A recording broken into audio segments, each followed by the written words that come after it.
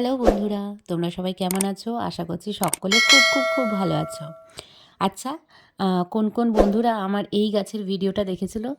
এই গাছটা সেই গাছটা যেটা আমি রাস্তা থেকে কুড়িয়ে নিয়ে এসেছিলাম, দুটো গাছ। এখন দেখো কত সুন্দর গাছ দুটো বেড়েছে।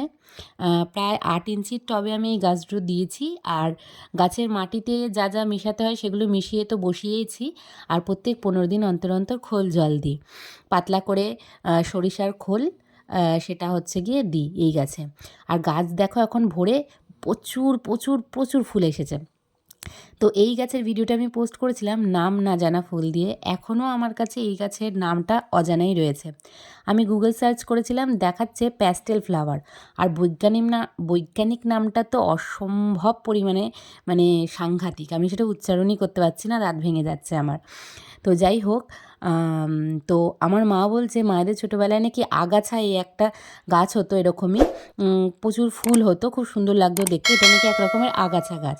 তো তোমরা কি এর ব্যাপারে কিছু জানো? জানলে জানিও। টাটা।